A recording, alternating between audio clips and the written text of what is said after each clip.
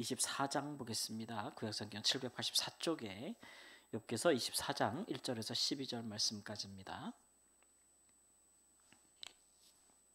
욥기서 24장 1절에서 12절 말씀.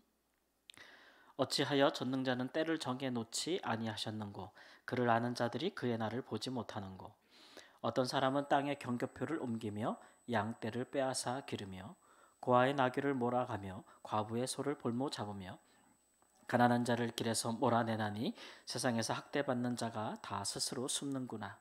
그들은 거친 광야의 들나귀 같아서 나가서 일하며 먹을 것을 부지런히 구하니 빈들이 그들의 자식을 위하여 그에게 음식을 내는구나.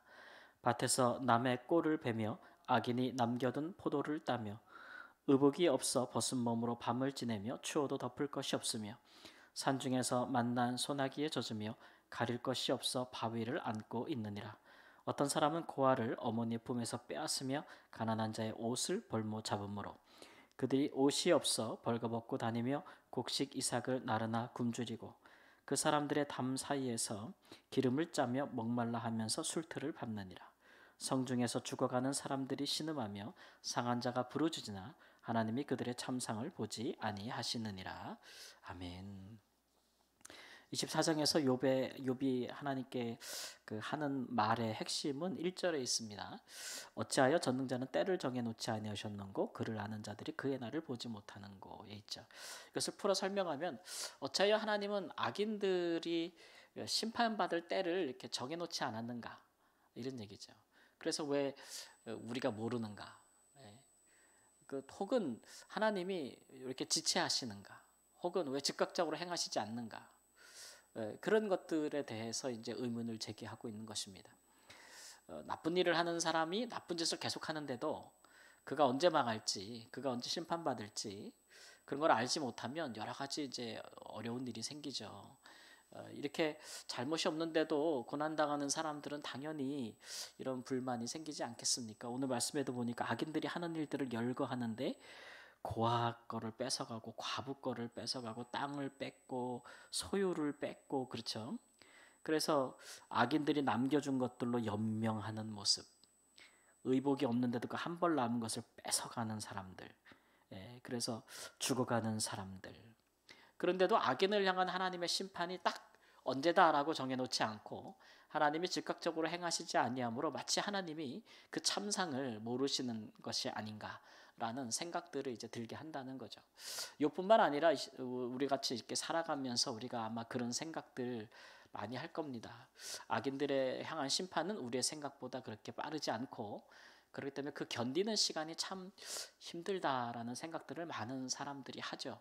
그래서 그런 것들을 보면서 어떤 사람들은 우리가 굳이 이렇게 살 필요가 있겠는가? 우리가 이렇게 죄를 범하지 않고 악을 행하지 않으면서 늘 이렇게 살 필요가 있겠는가? 저들을 보라 이렇게 말하는 사람들도 있고 또 인내심이 바닥나는 사람도 있고 또 잘못한 것이 없는데도 악을 행하는 자들의 발 아래서 신음하는 사람들도 많죠. 이런 일들에 대한 근본적인 물음을 제기하는 것은 당연한 일이라고 할 수가 있겠습니다.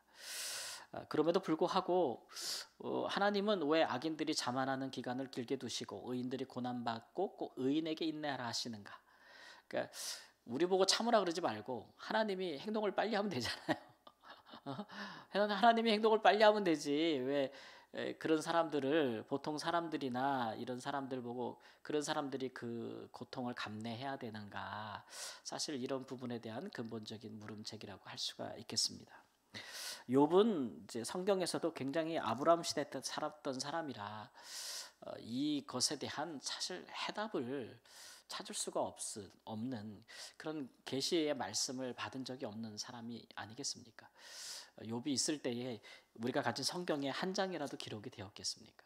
전혀 기록이 안 되었기 때문에 이런 이제 불평이나 이제 의문 제기는 당연하다고 할 수 있을 것입니다.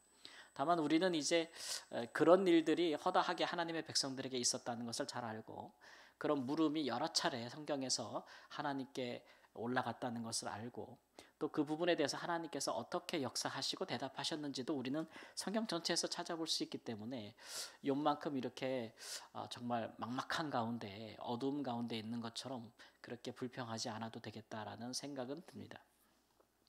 하나님께서 악을 왜 방임하시는 것처럼 보이는가라고 할 때 일단 하나님은 악인을 사용하시기도 하죠. 예. 하나님이 악을 짓도록 조장하시는 것은 아니나 타락한 세상에서 악인들이 그 악을 행할 때에 우리 하나님 그 악을 통해서라도 하나님은 선한 일이나 또 하나님이 원하시는 일을 주관하실 수 있는 통제력 혹은 주관하실 수 있는 능력을 가지고 있다. 오늘 말씀에도 보면 전능자라고 하잖아요. 예, 전능자. 악을 선으로 바꿀 수 있는 능력. 이제 그런 걸 전능자라고 할 수 있겠죠.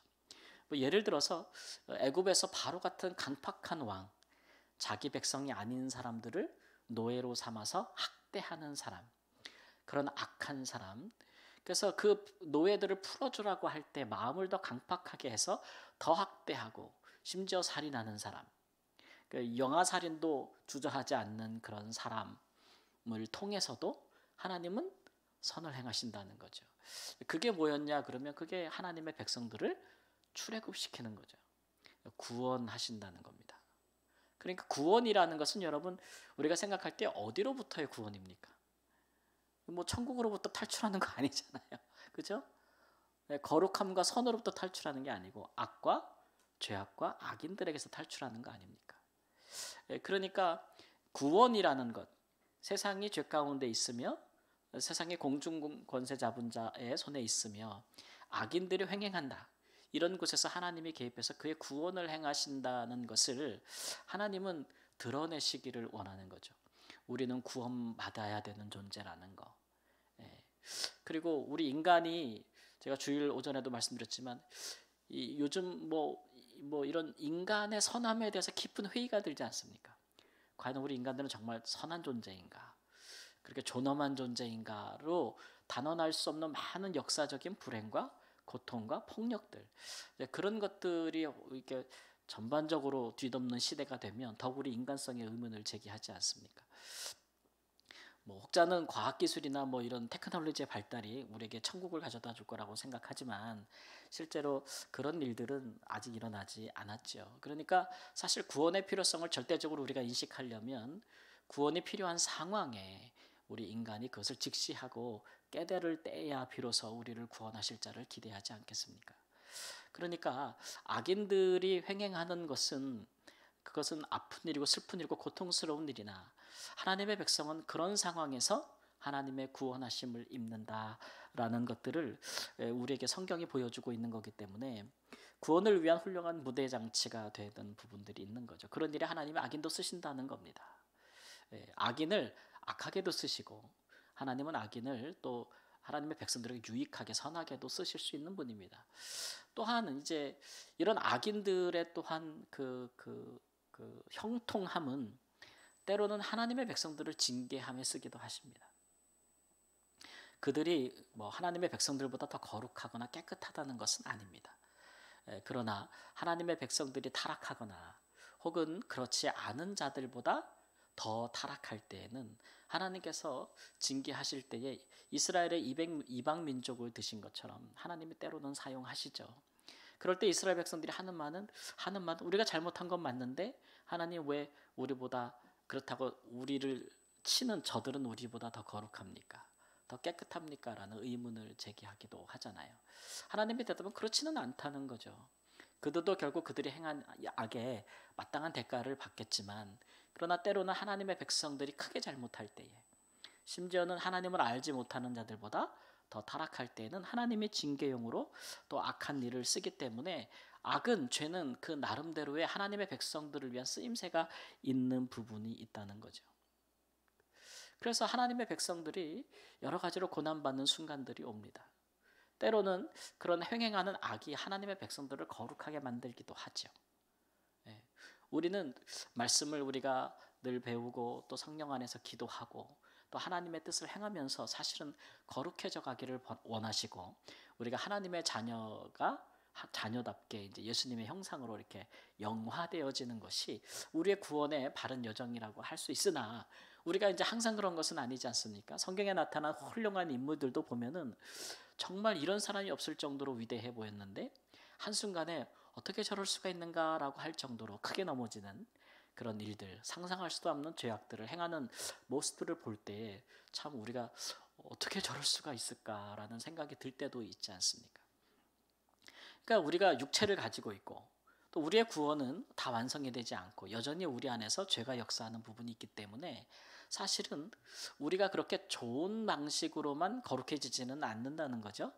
그러니까 하나님의 사랑을 힘입는 건 좋은 것이나 우리가 죄를 삼가하게 되는 것은 때로는 하나님을 두려워함으로, 하나님을 두려워함으로 혼날까봐 하나님께 혼날까봐 죄를 짓지 않게 되는 일도 있기 때문에 때로는 세상에 그렇게 악한 자들이 매와 몽둥이로 회초리로 사용되게 되는 이유 중에 하나는 그것조차도 이제 하나님의 백성들의 거룩함을 위해서 또는 잘못을 회개함에 이르기 위해서 하나님이 사용하시는 부분도 있다는 거죠.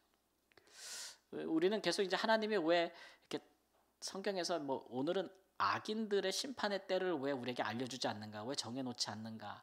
왜 우리는 모르는가? 그래서 왜 우리는 힘든가? 이런 부분을 얘기하고 있는데 조금 더 확장해 보면은 예수님도 말씀하셨지만 이런 모든 일들이 하나님의 경영하시는 일들에 대해서 하나님이 알려주기도 하고 또 깨닫게도 해주지만 그러나 이제 하나님께서 주장하시는 자기 권한 중에 하나가 이제 때와 기한에 관한 것이죠. 그것이 언제 이루어질지, 언제 응답될지, 언제 그 예언의 말씀이 성취될지 이런 것들에 대해서는 너희 알 바 아니다라고 얘기하지 않습니까? 하나님께서는 그거 알 필요 없다는 거죠. 우리가 언제 망할지 혹은 언제 흥할지 이런 것들을 구체적으로 하나님이 우리에게 딱 알려주셔서 우리가 살면서 그것을 살기를 바라지 않는다는 겁니다. 가끔 이제 영화나 드라마 같은 데 보면 사람이 자기가 죽을 줄 언제 알거나 사람이 언제 뭐 할지를 자기가 되게 알고자 하는 속성이 강하잖아요, 우리가. 요즘은 뭐 이렇게 이렇게 자연 재해 뭐 재난 이런 영화들이 하도 많은데 전에도 한번 어떤 영화가 나왔냐면은 뭐 어디 우주에서 이렇게 소행성이 오는데 언제 부딪혀서 지구 종말이 온다. 그때 지구상에 무슨 일이 일어나겠는가? 이제 이런 것들에 대한 것을 그린 영화가 있어요. 그래서 3일 후에 지구는 멸망한다. 이게 정해진 사실이라고 할 때 사람들은 어떻게 반응하는가? 그 영화를 보면은 뭐 가관도 아니죠, 뭐 사실은 뭐. 그건 통제불능된 사회에 빠지는 것들을 볼 수가 있거든요. 그런 부분에 있어서는 하나님이 우리를 더 잘 아심이에요, 그죠? 그런 것들을 알기를 원하는 사람들이 또 무속에 빠지고 점을 치고 하는 거 아니겠습니까?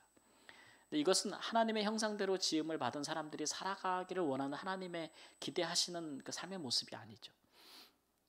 하나님이 우리에게 기대하시는 바는 뭐 간단하게 뭐 이렇게 우리가 정리해 보면 우리는 하나님을 믿음으로 또 서로를 신뢰함으로 또 서로를 사랑함으로 하나님을 사랑함으로 또 하늘에 대한 소망을 두고 이 땅의 모든 것을 다 거기에만 소망을 두지 않고 결국은 믿음, 소망, 사랑 이런 것들을 가지고 우리가 그 안에서 하나님의 사람으로 살기를 원하시는데 이런 삶에 이런 하나님의 형상을 가진 사람들의 이런 기대하시는 삶에 때와 기한을 정하여 알고 운명론에 빠지는 것은 결코 도움이 되지 않는다라는 것들이 성경에 일관된 사상입니다.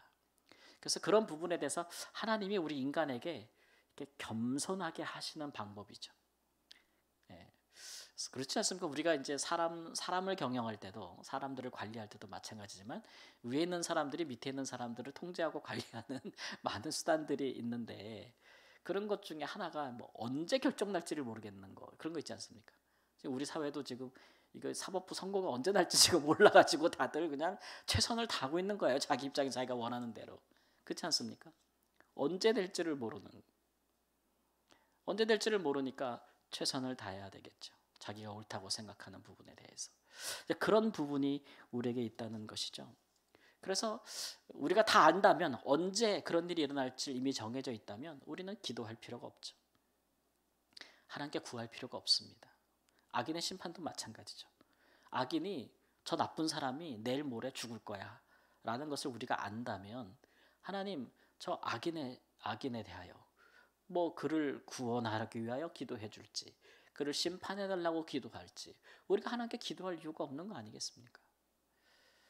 그러니까 우리 하나님의 백성들이 이 땅에서 하나님을 향하여 구하고 기도하고 두드리고 하는 것들도 하나님이 그것들을 알려주지 않기 때문에 우리가 할 수 있는 일이죠. 그런데 하나님은 어떻게 주관하시기를 원하냐면, 하나님이 다 정해놓고 여기에 대해서 우리가 관여할 바가 없다, 혹은 너희들은 이 부분에 대해서 미리 알려줄 테니까 너희들이 뭐 여기에 대해서 나한테 기도할 필요도 없다, 이런 게 아니고요.